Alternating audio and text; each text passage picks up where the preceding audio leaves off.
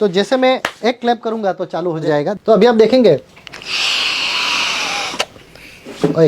हाँ, तो अभी क्या हुआ, हवा यहाँ से बाहर निकलती है, तो ये एक्शन और रिएक्शन। ओके। तो न्यूटन थर्ड लॉ सीखने का ये भी एक तरीका है। हवा बाहर निकल रही है ना, तो उसको धक्का मिल रहा है, वो धक्का मिल रहा है। हाँ, एक्शन रिएक्शन। आप ये देखेंगे, हाँ तो ये भी एक छोटा सा ट्यूब है। ठीक है। और ट्यूब हमने इसलिए बनाई है कि ट्यूब के दोनों तरफ हम कोई भी बोतल जोड़ सके, दोनों को जोड़ सकते यानी दोनों बोतल को जोड़ने का काम किया है। ठीक है। अगर आपके पास एक छोटा सा वॉशर है, हाँ। और वॉशर दोनों बोतल के बीच में रखो, हाँ। और टेप लगा तो भी चले, ठीक है। ठीक है। लेकिन अभी इसको मैं उल्टा करूं तो आप देखेंगे कि पानी ऊपर का नीचे जाता ही नहीं। हाँ ठीक है ना, ऊपर का ऊपर ही रुका हुआ ऊपर है। का नीचे जाता ही नहीं है। लेकिन आप देखना, अभी मैं क्या करता हूँ, अभी मैं थोड़ा इसको घुमाता हूँ, तो आप देखेंगे पानी चलना शुरू कि बोतल के अंदर टॉर्नेडो, हाँ वो जो उसमें बनता है वर्लपूल, हाँ वर्लपूल, वर्लपूल जो बनता है ना, मैं फिर से करता हूँ, देखो तो वर्लपूल बन गया। हवा में टॉर्नेडो आता है, ये पानी में वर्लपूल बनता है हाँ, है ना। और वो कभी बिल्कुल अपना नीचे लेके चला कभी जाता है आपने देखा होगा बाढ़ आती है तब ऐसी चीज बनती है। हाँ, नहर में नदियों में नहर में नदियों देखा है में मैंने काफी। देखो, आपने जो बोला, दो ही चीज बोला, नहर नदियों। कभी वर्लपूल तालाब में देखा आपने? नहीं। तो तालाब में नहीं देखा। हाँ। तालाब में क्यों नहीं देखा?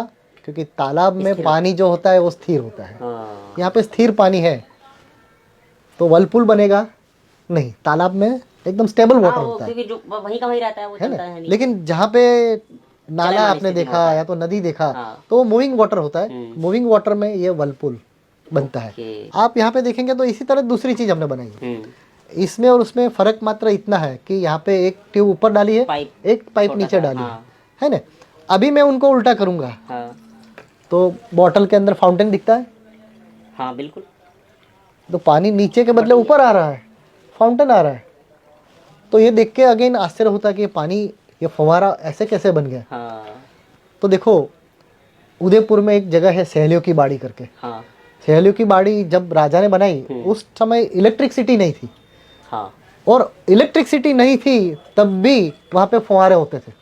हाँ। तो राजा साइंस जानता था, है ना। देखो, ये एयर प्रेशर की वजह से यहाँ पे फव्वारे मिलते हैं। ऐसे उदयपुर में बहुत सारे फव्वारे बरसों पहले लगाए थे। आपके पास जो भी चीज़ मिल जाती है उससे हम साइंस अच्छी तरह से सीख सकते हैं। फर्क मात्र इतना है कि हम कॉन्सेप्ट सीखते नहीं हैं, रट्टा मारते हैं। तो ये क्लैप स्विच है। बच्चे इनके साथ पंखा भी जॉइन कर देते हैं। अच्छा। काम में क्या आता है, जब ठंडी के दिन में हाँ।